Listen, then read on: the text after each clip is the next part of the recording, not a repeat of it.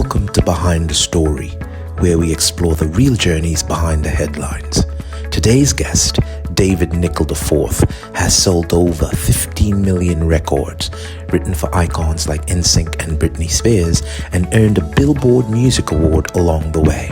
From touring the world to choreographing shows, David's career is a masterclass in talent, hustle, and reinvention.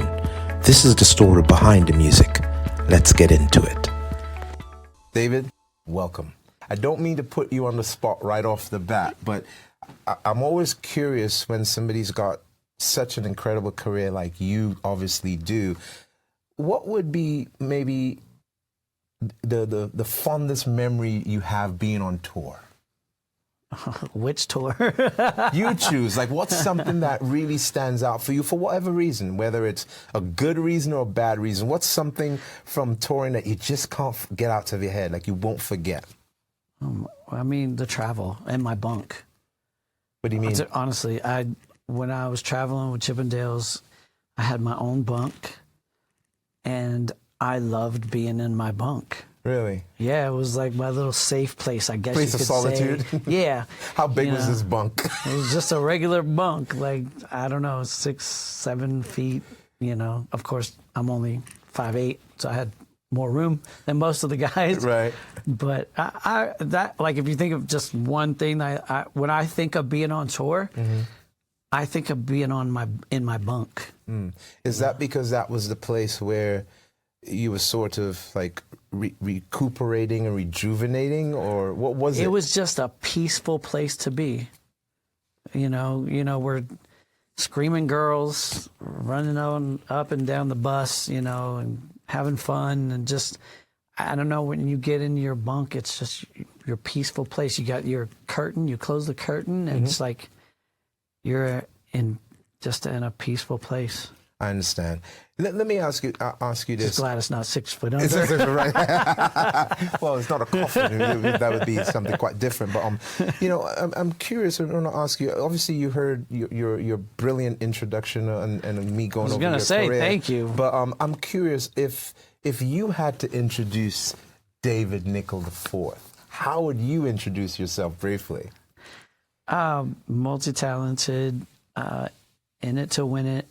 I never gave up, always had the initiative and the talent, and just, that's what I wanted to do. I told myself, I told a friend, I think we were probably in 4th grade, I want to be on TV, I want to be on stages around the world, I want to be on billboards, I want to be on the cover of a cereal box, I want to be in teen magazines, and God is good. I accomplished all of those. Like, cereal boxes, like, what? How do I make that dream come true?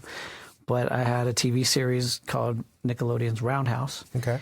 And our cast was on the box of honeycombs. Oh wow, that's brilliant. Yeah. You know, let's go back a bit. Like, where did, I guess, for you, the love of music start? Like, take me back to the beginning where you can really start to get into that and think about if that's what you wanted to do. I always felt music. So I think I was a dancer before I was a singer. I was always dancing, always. I went in little contests, like just little, like my mom worked at Kmart, and they had a big picnic thing out for the whole, company out by a lake, and they had a dance off, and I'm in 3rd grade and I won the whole thing. Oh wow. Okay. And then all my friends, and including all my black friends, came to me for all the dances. Okay. So I think I just love music. I lived music, and then when I started singing, then it just took a different approach, and then I found New Edition.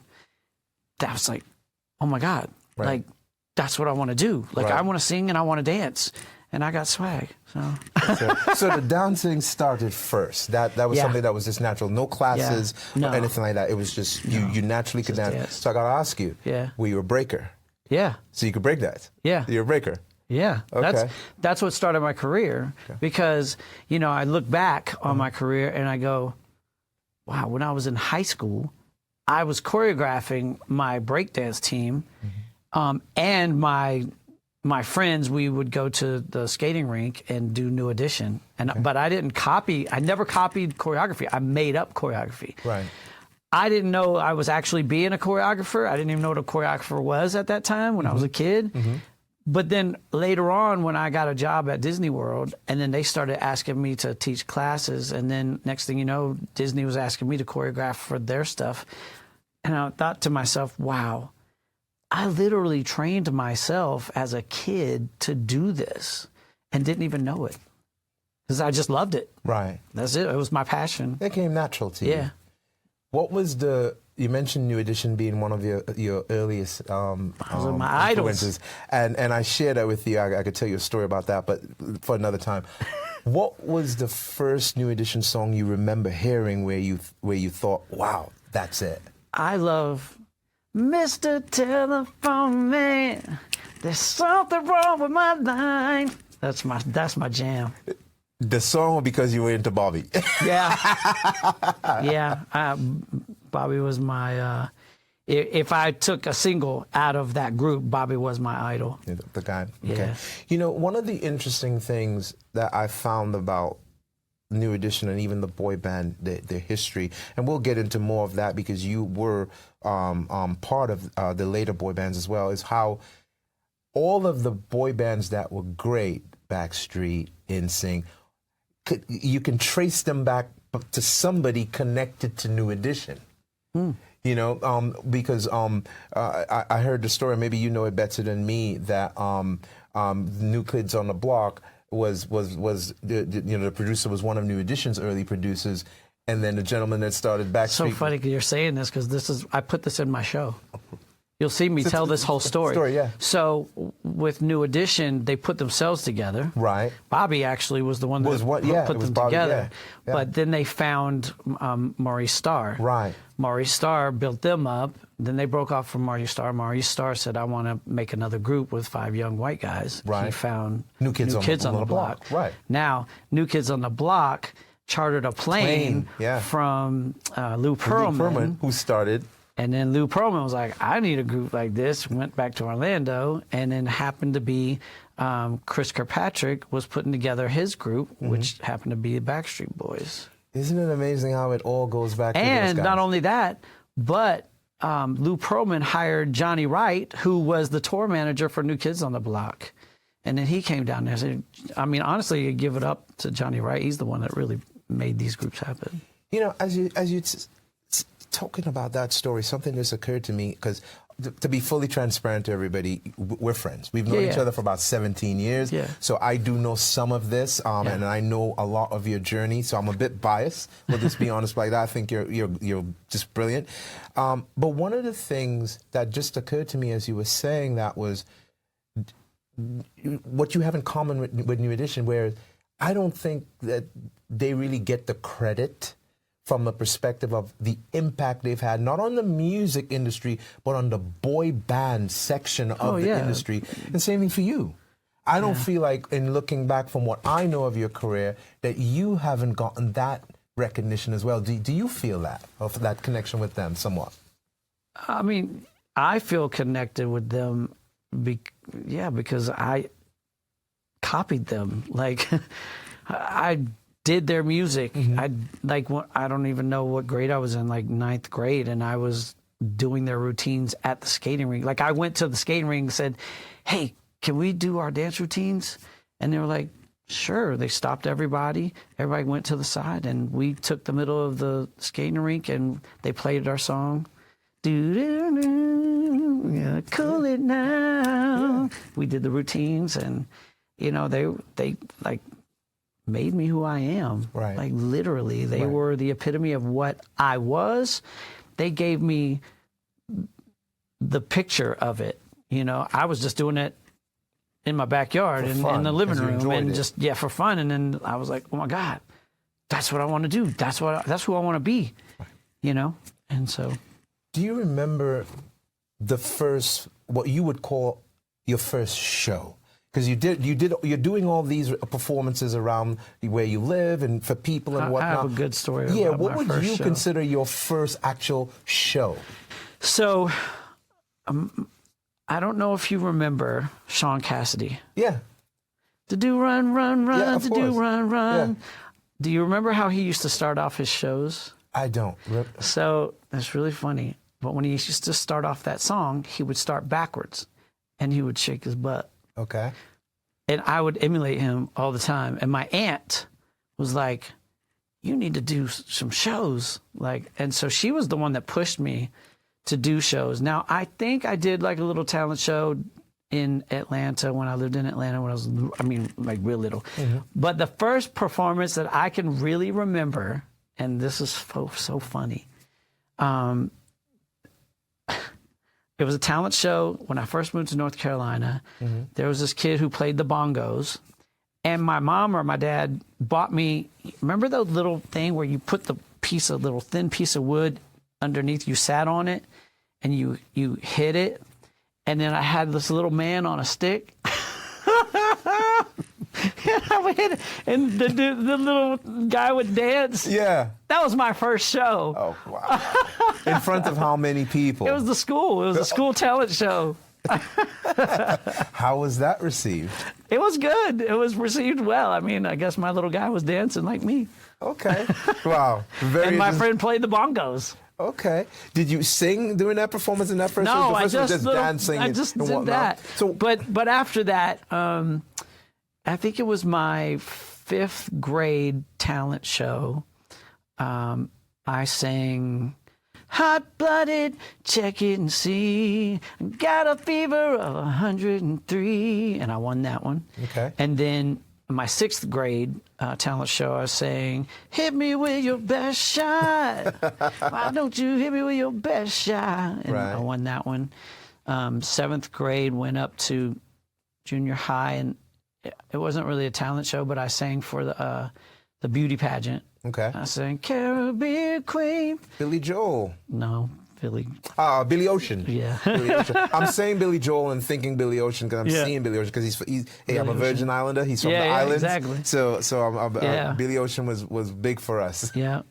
And a funny story about that too. Like right after that, I met my friend Scythe Cameron. Okay. And Scythe was doing Michael Jackson. Okay. So we got together and we started doing Paul McCartney and Michael Jackson, "Say, Say, Say," and we would do Ebony and Ivory and all that stuff. Well, we started doing like the news and for shows in Fayetteville, North Carolina. Okay. Come full turn, haven't seen him in 20 years, haven't really talked to him at all. Come out, I moved to Vegas, and he's doing a Prince show as Morris Day, and he lives here in Vegas. Wow. I'm like, Scythe? David?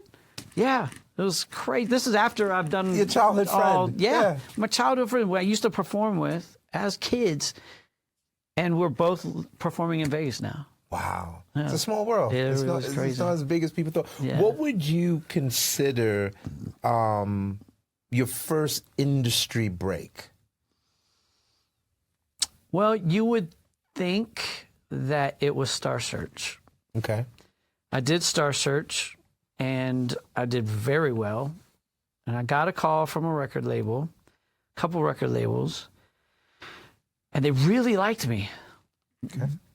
And they brought me in LA, and we talked and stuff, and they just didn't know what to do with me because I liked R&B, and I sang, my version of R&B, I guess you could say. And there was no Justin back then. There was no R&B white guys. Exactly. So they didn't know what to do with me. Right. And so I kind of just didn't get anything. But right after that is when I auditioned for Roundhouse on Nickelodeon. Mm-hmm. So I got a TV series. Okay. So it wasn't necessarily Star Search, but Star Search got me recognized a lot. It got you the recognition. A lot of people recognized me from Star Search. And then I got an agent right away in LA, and then I got the audition for Roundhouse. Was that, as somebody who was a fan of music, I always felt frustrated by this situation where it felt as though a lot of artists were put in a box. Did you get the sense of that in the beginning, where you're talking about your inspiration was NE, was New Edition, for example, mm-hmm. but the industry was not willing to allow you to basically be be me. you. Yeah. Did you? It was like Star Search. You know, I came out in my whole Carl Kanai outfit. Right. You know, and they were like, what the heck? You know, yeah, it just, I was me. Right. I could sing and I could dance, but they didn't know what to do with me because I was white. Right. You know. So. Did you feel like that stifled you a bit as an artist? Oh, absolutely. It stifled a lot of people. A lot of my friends, like Heath Burgett, like he could sing his butt off. He was so R&B, and he got a deal and stuff, but they just didn't know what to do with him. Like he was working with Tim and Bob and everybody. Like, and we wouldn't necessarily call like the boy bands that came after New Edition necessarily R&B, but we'll probably say we'll put them in pop, right? Yeah. Right. But do you feel as though they like opened the doors for white R&B singers? yeah, because just from what we talked about from Maurice Starr, he was like, oh, these guys have done good. Let me get some white kids. And boom, there you go. It's kind of like the Jackson 5 and Donny Osmond and Right. the Osmonds, you know. Right. So he made the Osmonds version after he worked with New Edition. You being, you know, the artist, go ahead. And what really opened the door was that group, New Kids on the Block, Kids on the because Block. look what they did. What they did, Like, yeah. oh Whether you my like them or God, not, they they were just a That's phenomenon. When they had every piece of merchandise that you could think of at that time going like out the roof. Like that blew up so much that really there had everybody's head spinning. Like I need another group like this. Right, because it's a copycat industry. Yeah. They try to figure out what works. How did you personally navigate that? Did you just accept it and said, it is what, because you're a young person at this time. You know, you're not who you are now. No. So how did you navigate that? And did your parents help you to navigate that? No, no. My mom used to take me in North Carolina. She would take me to do like little talent shows and stuff. But it just happened. Like things just happened. Like because I was always performing or always singing, always dancing. Everybody knew me for doing this and that, and then other people would hear. It's like when I came back from LA after doing Power Rangers. Well, I was still doing Power Rangers promos when I came back to Orlando, but I got a job singing at Universal Studios, and then all of a sudden I got a call from Johnny Wright, and he wanted me to work with his groups. Like I was, how did you hear? How'd you hear about me? Who's this? I didn't know who he was and Right. what all that, but I was like, okay, cool, you know. So yeah, it's like I honestly I've hardly ever had I've had like one manager in my whole life, and she was my agent when I first moved to LA, Susan Salgado, and that's it. Like otherwise, it's just been word of mouth, people hearing about me or knowing about me and seeing my work or seeing me. Yeah. Okay. I want to ask you about your first collaborations that you can remember. Was that dancing? Was that singing? Like as far as in the industry, like what was your first collaboration in the industry that was a breakout moment for you? That's a question I've never been asked. Goodness. And I'll tell you why I'm asking that question, and to be completely biased. There are two of my favorite songs. My two most favorite songs are by two people that people have not heard the songs on a large scale, and I love them. One is a song called Moreno, by a gentleman from Holland, and he was a DJ, Franklin Rodriguez, and he had a singer from Cape Verde in Africa singing on the song, and it was just a beautiful, you know, rhythmic African reggaeton type song, and nobody's ever really heard it except in this one country, and it was a really popular song there. And one of the other songs that I just love is a remake you did.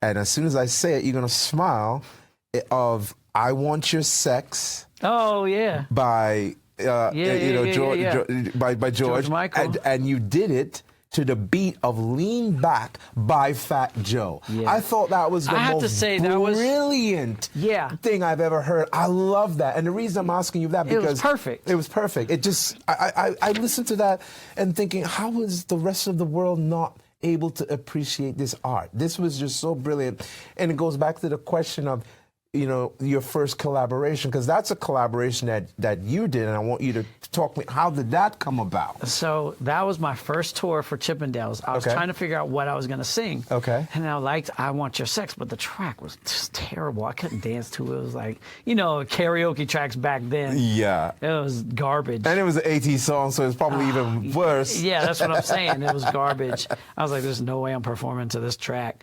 And I was in the tanning booth, getting ready, you know, getting tanned, get my muscles right, and, you know, looking good. And I'm practicing I Want Your Sex to learn it. And, you know, you can listen to music. And Lean Back came on. Okay. I started singing I Want Your Sex to Lean Back, and then I go, this is dope. I want your sex, lean back, lean back. I love lean that back. song. I want your love, lean back. And I was like, oh, I got to do this. So I went to the studio and pieced it all together. My friend Wes helped me put it all together, and yeah, it was awesome. I love that remix. That, like I said, David, that one of my favorite songs because it's unique, and it feels like almost as though. And I hate that I lost the recording. I lost the recording. But I loved it where it felt as though I had a piece of art that other people didn't have. Like if you have a piece of art and that's the only one. And I remember asking you for it a few years ago and you couldn't find it. I'm like, I think I found it on one of my computers. You did? Yeah, I think so. You gotta send it to me. That thing is just brilliant. So and again, going back to the collaboration, and I remember when we first met, I didn't even know much about you. I just know that this guy was a brilliant singer. And I remember we were just having a casual conversation, and we were talking about boy bands and NSYNC, and we were talking about one of their albums, and I said, man, I don't really like them, but one of my favorite songs by them was Digital Get Down, and you said, I wrote that. And I looked at you like, what? I remember, I was like, wait a minute. I said, what do you mean you wrote that? I can picture the place that we were at when we had this conversation. It was in Europe. It was in Europe, yeah. But I don't remember exactly. But I can picture the place, the little hotel. So Digital Get Down came about after my 10-year reunion in North Carolina. I was driving back, and I just had that digital get down, digital get down. I just had that in my head, and I just freaking loved it. And I was like, digital get down. And I'm thinking in my head, like, ideas like this is, you know, I want it to be a hip hop song with all these digital sounds and just like make it really cool.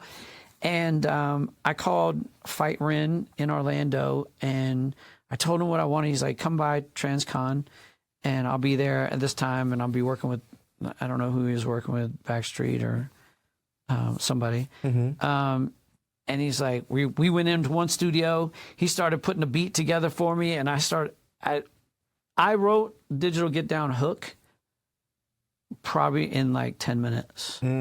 Like it just came out. As soon as he started the beats and stuff, I was, digital get down.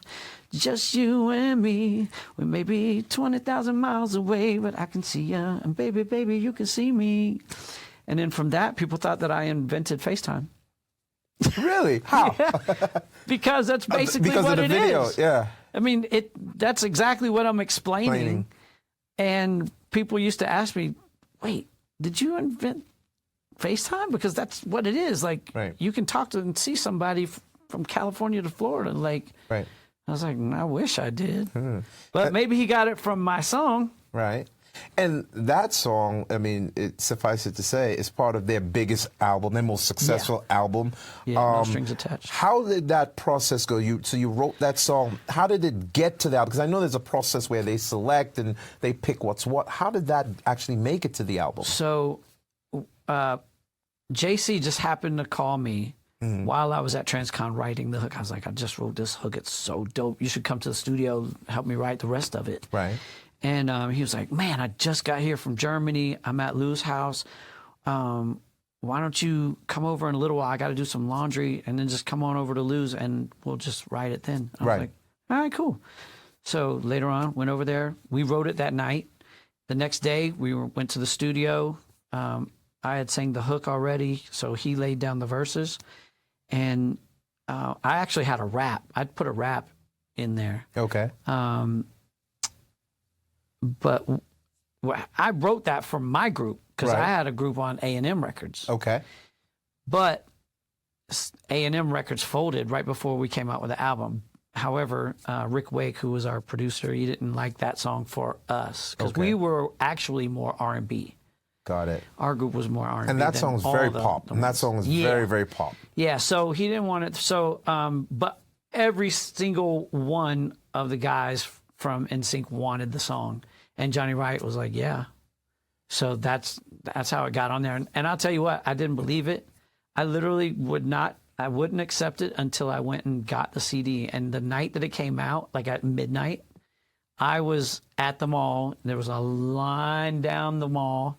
And I went to the front and I told the manager, I was like, hey, listen, I got a song that's supposed to be on the album. I need to get one of these CDs. You know, I wrote one of the songs. I was like, I want one. He's like, I got you. I'll take care of you. So he let me in to get it. And I bought it. And that's when I knew I had a song. You had a song. And isn't that sounds from what the stories I've heard about the music industry where some artists, they don't like the song or in a group, you know, a few people like it and the others don't. So there's a toss up. All of them loved it. Isn't that a unique way they unanimously like that song? Yeah, they loved the song. I mean, how did that feel? I mean, as the creator. It was awesome. It was awesome. I just wouldn't believe it. Right.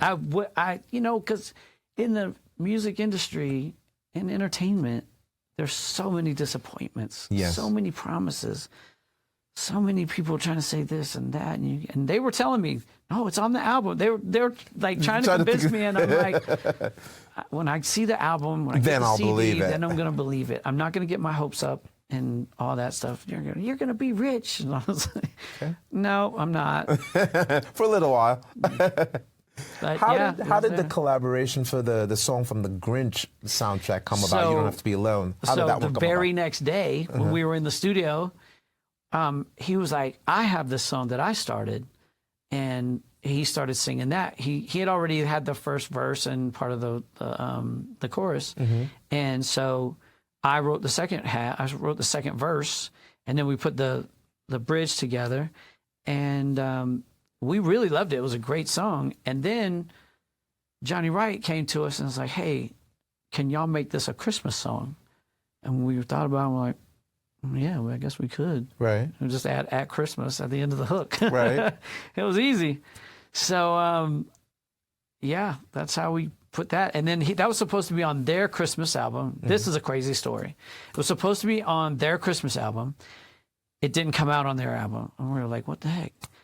Next thing you know, I'm in the mall and somebody calls me, hey, your song, I think it was Fight that called me and was like, hey, our song is on the Grinch movie soundtrack with Jim Carrey. And I was like, what? And I was at the mall. So I went to the store and sure enough, it was You Don't Have to Be Alone. And it was on the Grinch movie soundtrack. And all these big stars like Faith Hill. It was just crazy.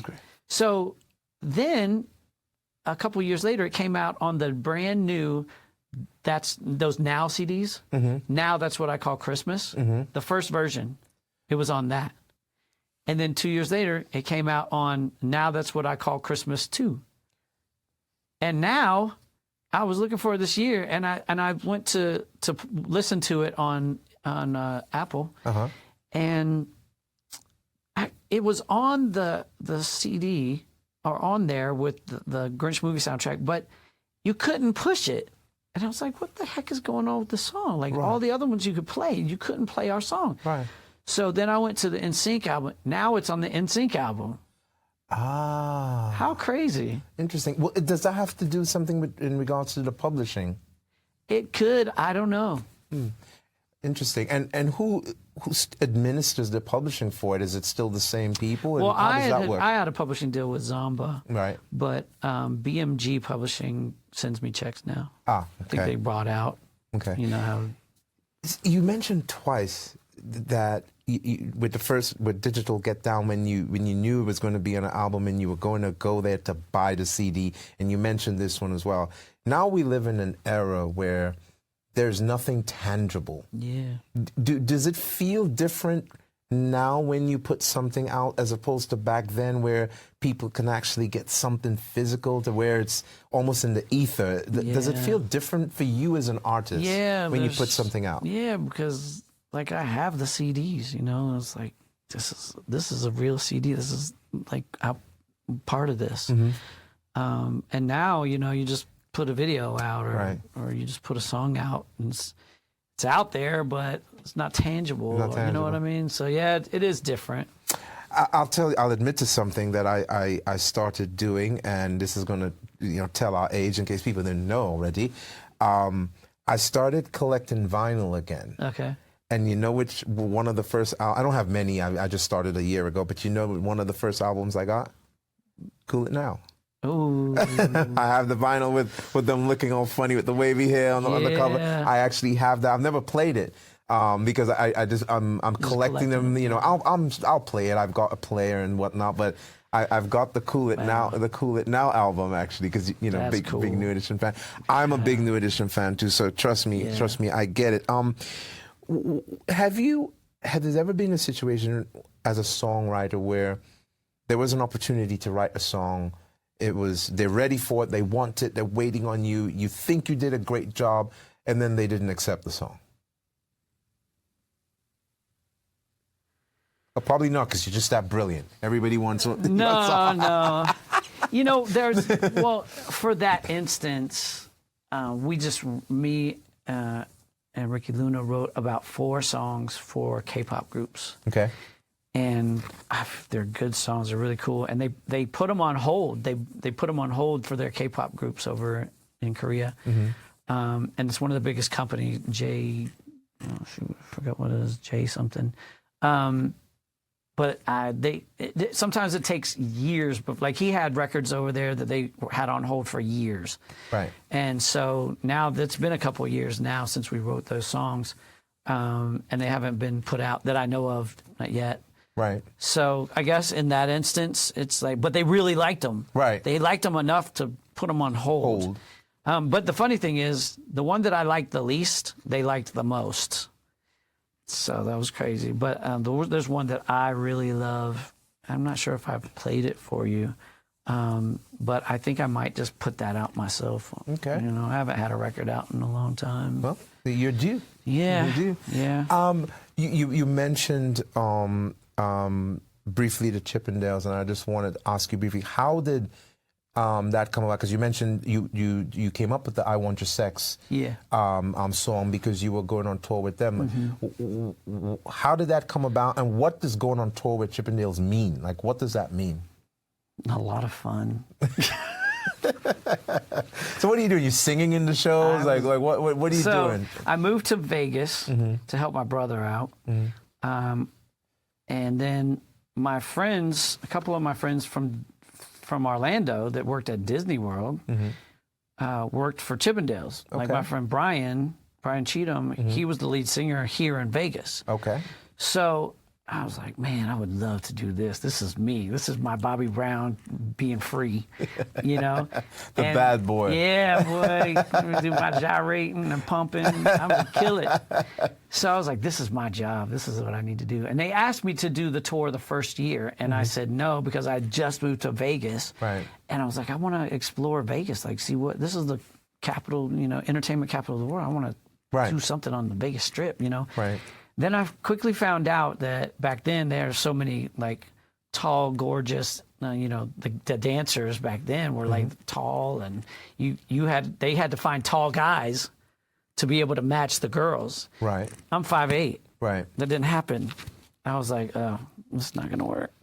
So the next year they came back and he was like, hey, do you want to go on tour this year? And I was like, yeah, let's do it. So he's like, all right, come on, I need to put you on video. It was David Greenhouse, my friend David Greenhouse. I remember David. Love David. Yeah. And he brought me into the stage. I performed. He videotaped me. He sent it to New York. We didn't hear nothing. I didn't hear nothing for like 2 weeks or so. And I was like, dang it, man. I want this gig now. I didn't hear nothing. Then they had dance auditions.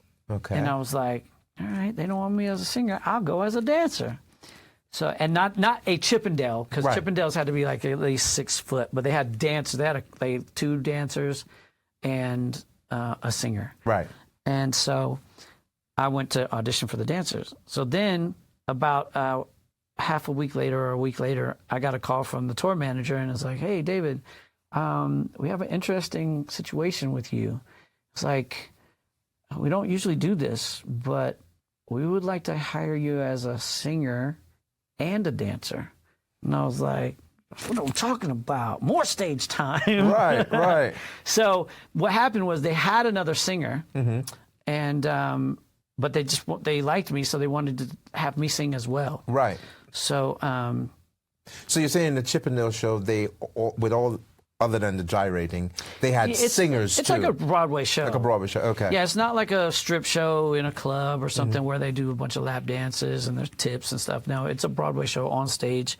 And I was the MC / singer and / dancer on my first tour. Right. And then the second tour and on, I was the MC and singer.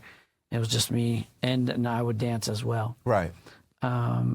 Yeah, that's really how that came about. So of course I'm going to ask. I'm going to put you on the spot. But before that question, I'm going to ask you. You've been on tour just as a singer, and been around lots of pop groups and done that, and then being on tour with Chippendales. Which one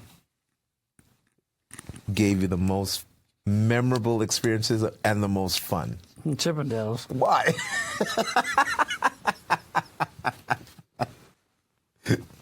Why is that? Because I never had experiences like I've had with Chippendales. I mean, one of the most common things It's not more money, more problems.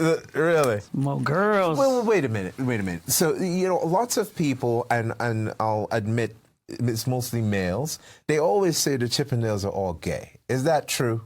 I mean, no, they're not. I plead the fifth. I'm asking you. There's a lot of girls that know that we're not gay. Why do you think those rumors were going around? Well, the guys were jealous. If your girls and their girls that you like are like, ooh, Chippendales, look at them. Oh, they're hot and blah, blah, blah. They're like, they're gay.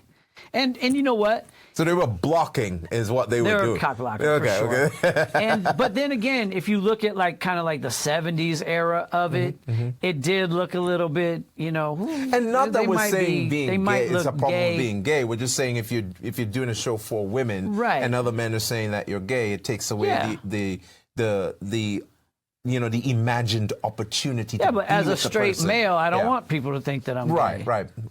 Period. Right. I'm sorry Why? if I hurt somebody's feelings. Well, what's wrong with that? No, because it's not me. I'm messing with you. If it was me, then I'd be like, I'm gay. But I'm so messing with you. I want the girls to know I'm straight. I'm so messing. I mean, with you. sometimes it's easier to get a girl when you act gay. Gay guys have lots of girlfriends. Some of my closest friends are gay because they just attract the best. I'm sorry, they do. A lot of my friends are gay. And they have.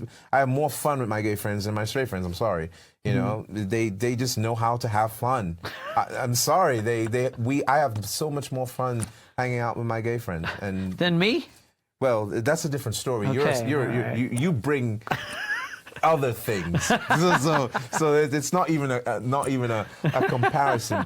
I want to ask you though, and even back to the Chippendale show, on a more serious note. See, you started off as a dancer as a child, and then transitioned into the singing and the performing. And you said you never had dance classes or whatnot. And I've seen you dance. I've seen you do choreography. I know how good you are.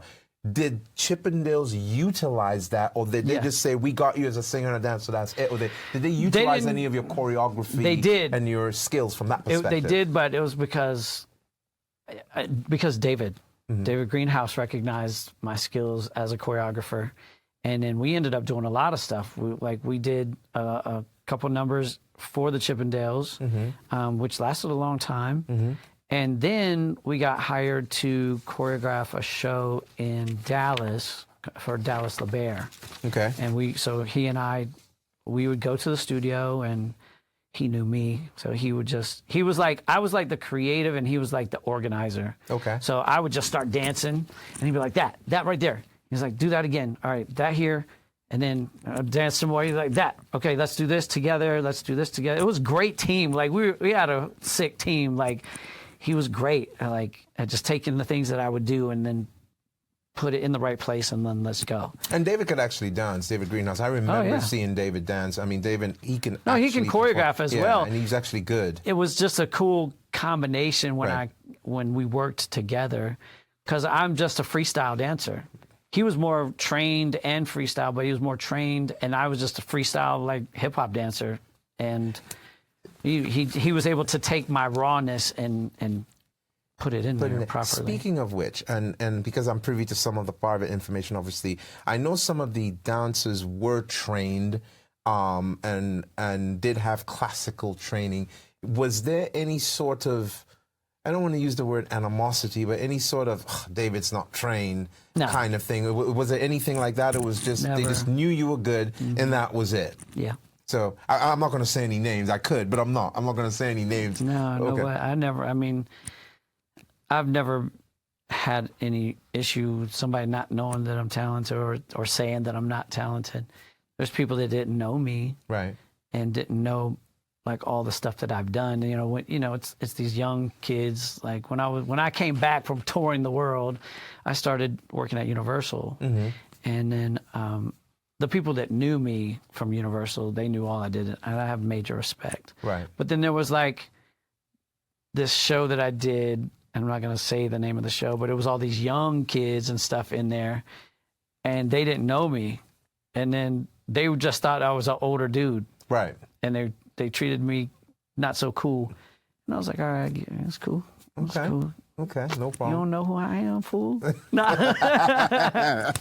So talk to me right now about what the new thing, the boy band remix that you got going on now in Vegas. Talk to me about that show. How did that come about? I would love to tell you about that. Talk to me about this show. It's my dream. 15 years ago, I was like, okay, I'm a big part of the boy band movement of the 90s, 80s too, because I was one of the first people to bring New Kids on the Block to a stage. Okay. And that was at Jack the Rapper radio convention. Okay. And we brought them onto our up-and-coming stage. And right after they got on our up-and-coming stage, pretty much they blew up. Right. You know, Please Don't Go Girl just blew up. And they had already had an album that didn't do anything. Yeah, I remember. So when they got up with us, then I don't know if it was us. I'm not going to say we blew them up, but I know that right after they came to this convention, they blew up. Things took off from there. Yeah. And I became friends with them. As a matter of fact, a lot of people don't know this, but that's where I met Mari Starr. Okay. And I would sit down and we would talk. And then they came to Orlando and I was at a hotel with them. And Jordan and I were singing and he was playing piano and I was singing with Jordan. And Maurice came down and I started singing for Maurice. And then that next year, we were back at Jack the Rapper, and he literally sat down with me, and he was like, hey, can you move to Boston? I want you to be the new lead singer of my new group. And I was like, I didn't know what to say because I didn't know the business. Right. He didn't say, I'll move you there, I'll put you up, I'll take care of you. There's no logistics. He didn't say that. No logistical details. He's just like, can you move to Boston? And yeah. Here I am, 17 years old, and like, no. No. I don't have no money to move somewhere. 17, still child trafficking, isn't it? It could be. Yeah. It's the music industry. Yeah. You're 17. Yeah. Back then, there were lots of stories. That's child trafficking. At least Diddy wasn't around. Did I say that? Well, he was, but he was still interning. Yeah. But that's for another story. Yeah. No, but I didn't know. And so then I was like, later on, I'm like, dang. When he was asking me, why didn't he say that? Like, He didn't say, I'll pay you to come up. He did say, I'll take you to the studio. You can sing all the songs. You can sing all the parts, and I'll just put 4 guys around you. Right. Like, I was like, dang. That was New Edition in the beginning. That could have been my takeoff right there. Right. I could have been on tour with New Kids on the Block. Right. But yeah, it's just, I didn't know any better. Right. And so I was like, no, I can't move to Boston. Right. So yeah, not many people know that. But getting back to the boy band remix. Oh, sorry. So That was my dream, to put together a boy band review show, because we had Motown reviews were huge everywhere. Right. You know, there was one here in Vegas. I remember years ago seeing 16 it. here in Vegas. I remember over Motown the years. review show. Yeah, seeing that. tons for lasting forever. They're 50 years old now, and they're still going They're strong. still going strong because they've got fans. So I was like, there's no reason why there shouldn't be a boy band review show. Right. And so when I left Chippendales 2011, I moved to Germany for I remember. That was I remember. That was our tour. You were close by to me. After we left Romania, I took the train over to Germany, and I did the boy band review in a club there in Dusseldorf. And they loved it. I mean, I had people from MTV. I had the German soccer team, the World Cup champions in there. There were so many celebrities and stuff, and they loved. Everybody went crazy. Because they and it was were able terrible. to reminisce when you were younger, Yes. you know, stuff like that. It's cool. The show was garbage. Yeah. But the songs, because it takes and people our back to choreography. memories. We were even we had one rehearsal, so it was terrible. However, I know the songs and I can sing, so I was singing them and dancing them. Right. And they just had a blast. Like, the owners of the club came back to the back and was like, that was amazing. We have never felt that energy in our club before. Like, it was such a uplifting, like, the celebrities were up dancing and singing. Like, they don't do that. They're too cool. Right. But everybody was so positive. Having a good time. Yeah. Yeah. And I was like, I knew this was a good idea. And so I've been trying to get it to go for years and years and years, and one turn after another, and one investor after another, and this guy, yes, no. Finally, I got an opportunity here in Vegas in 2024, late 2024. We started in October. I talked to Damien Acosta over at the Composer's Room, and I said, I want to do a boy band brunch. Okay. And he was like, yes, like no hesitation, because he had just taken his wife to go see New Kids on the Block and had backstage passes. And he said, everything was great. They had a great time at the concert. And we went backstage and like, she just ran straight for Joe McIntyre. And it was like, he was like, what the heck? What the heck? And he couldn't even talk because she was just, you know. Yeah. And she was like, I've seen it. I've seen what happens with this music. Yeah, let's do it. And he honestly, he gave me a deal I couldn't pass up. And I thank him very much. And I, you know, like, as a heartfelt thank you, Damien Acosta, for letting us do the boy band remix.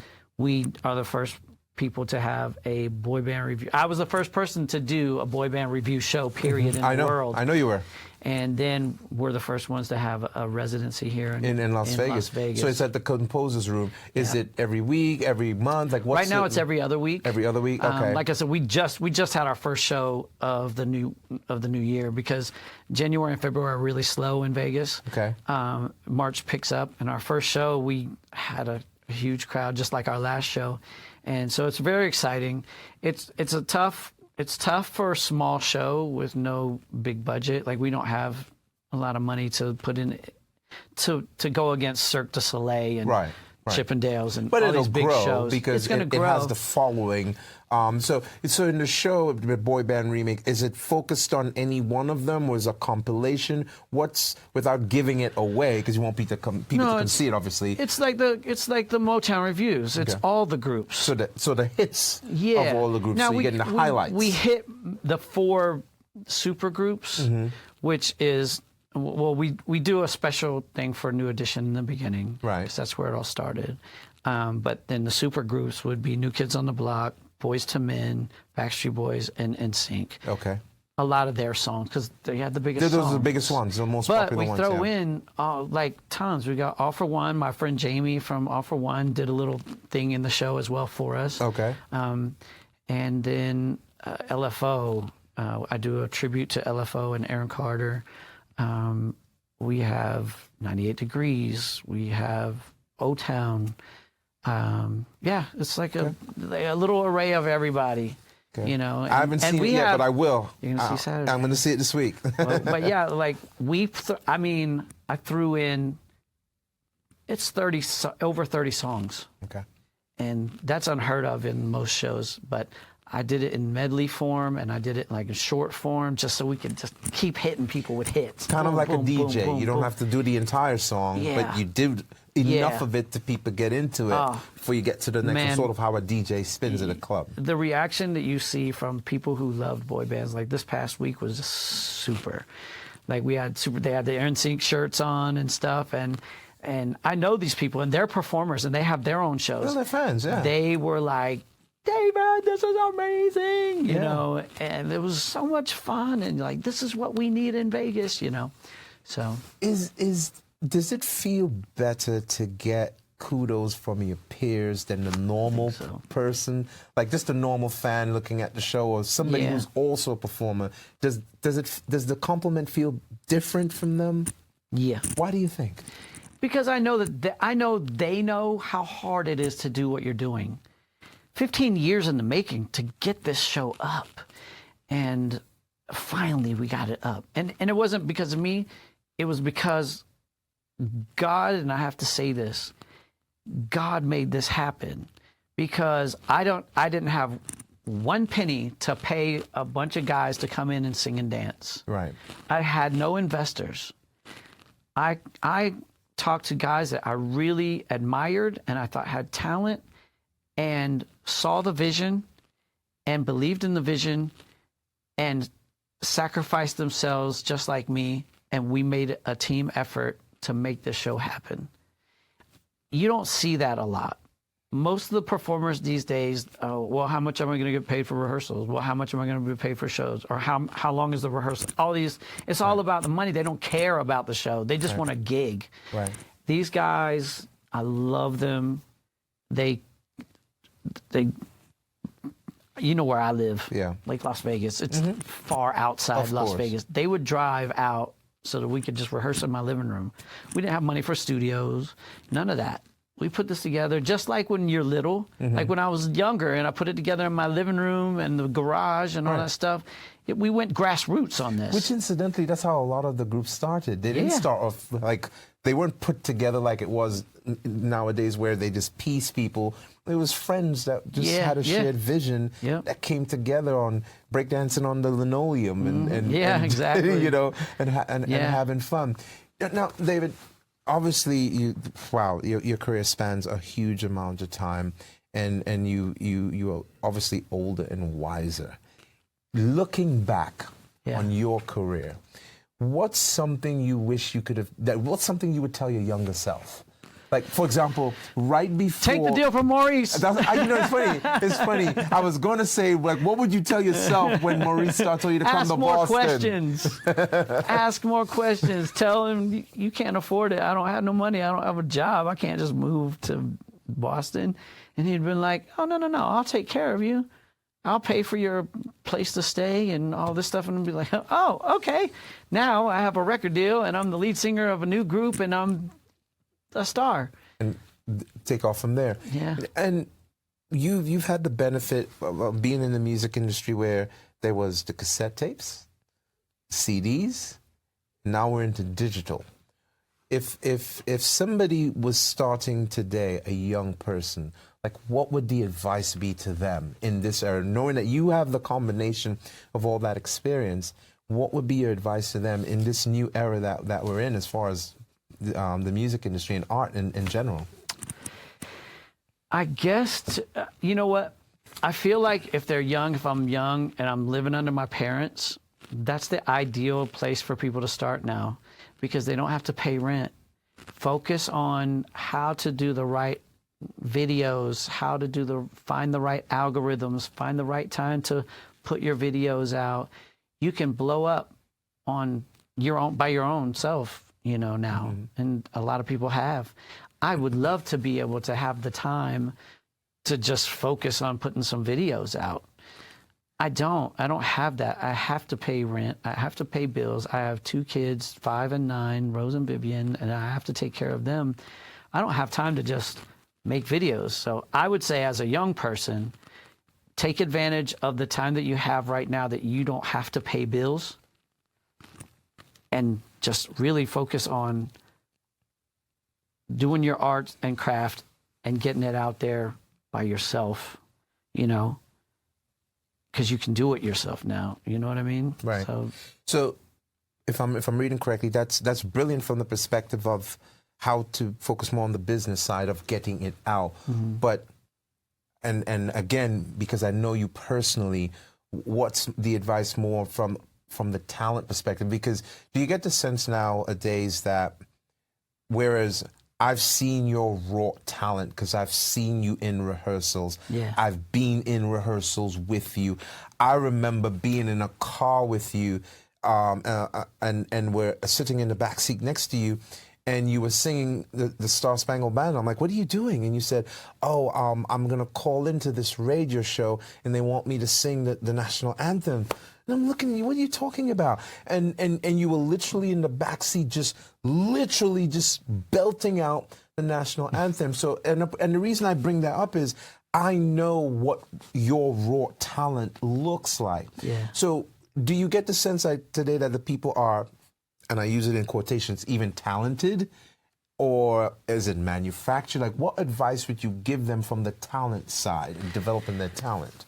Man, I'll be honest with you. These kids out here right now, they're talented. Okay. There are some talented kids. I'm like, I wish I knew all the stuff that y'all know when I was growing up. From the business side? From both. Okay. From the talent side, because they can watch people and they can follow them on YouTube and they can learn how to sing like them. And there's voice lessons for free on YouTube. And there's, you know, this singer who's like Jessie J, who just sat in her room and just was blowing and finally got signed. Somebody Like she was just sitting in a room, and the runs that she had learned and was doing that nobody else was doing. Like, these kids are talented, and that's why I'm saying, like, if you really have the talent, it's not just about talent. You have to know how to promote, how to market, how to talk to people, how to get yourself out there, find the right ways to get yourself out there. You can't just be like, oh yeah, I can sing. Right. It's not enough. It's not enough, because lots of people like that. Yeah, there's a ton of and talented they're not trying to sing people. for a living, and they can sing. Yeah. I wish, honestly, if I could go back honestly and tell myself again, I would be like, work harder. And I loved what I was doing, and I did all the time, but I would say work harder. And don't expect anything. That's one thing. You work hard, but you work hard and you expect things to happen for you because you feel like you're working hard and you're talented. Why isn't anybody looking at me? Why isn't anybody signing me? It's not about that. You have to go get it. It's not about people giving it to you.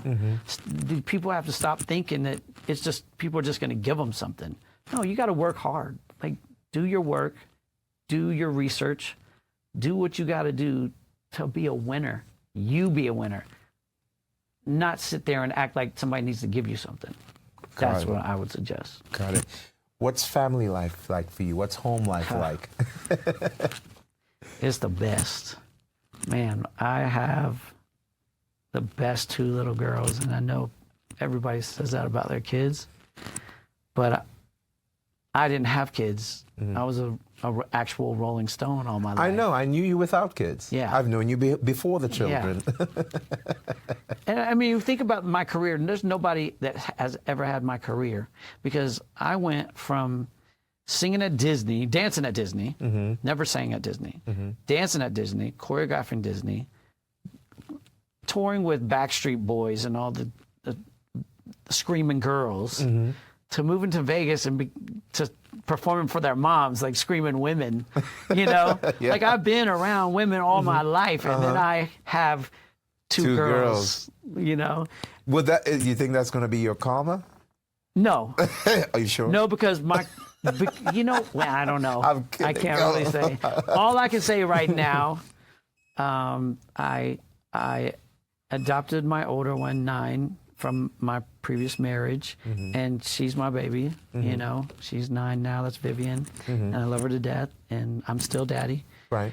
And then I had Rose from my marriage, and she's 5, and I'm so blessed.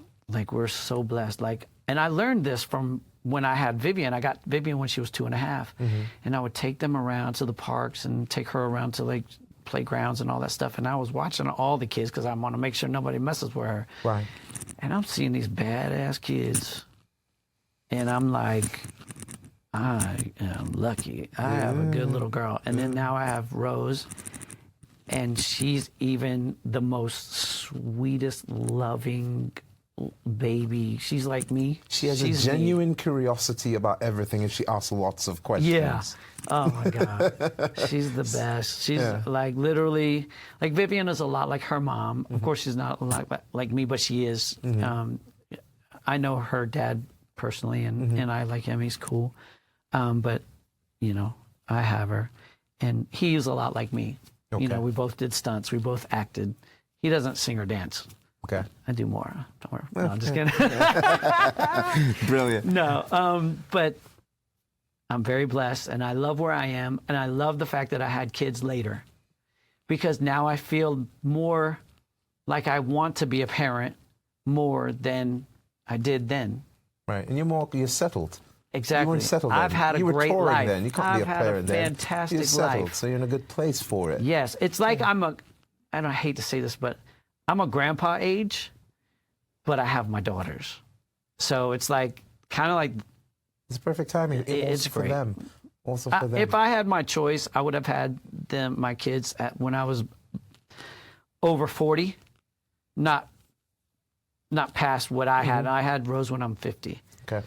So that's the latest. I don't want to have any more because, Understood. you know, like we talked about earlier, we're You're older not and Tony the Randall. energy is different, you know. No, you're not going to have a kid at 70. You're not Tony Randall. Yeah, so, I'm not trying to do that. I want to be there for them mostly, you know, to be able to be on the go and running like the other day, running after them, playing tag and all that stuff. Right. You know, if I'm 70, that's going to be tough on them challenge knees, to but say boy, that. it'll be tough. Yeah. Well, David, thank you so much. It Hey. was such a pleasure to see you. Thanks a lot for doing this. And good luck with the new show. I appreciate you making me be a part of this. Of course. And the questions that you asked, and let me tell my story. Thank you so much, Thank Dave. you. God bless you. God bless you. Yeah.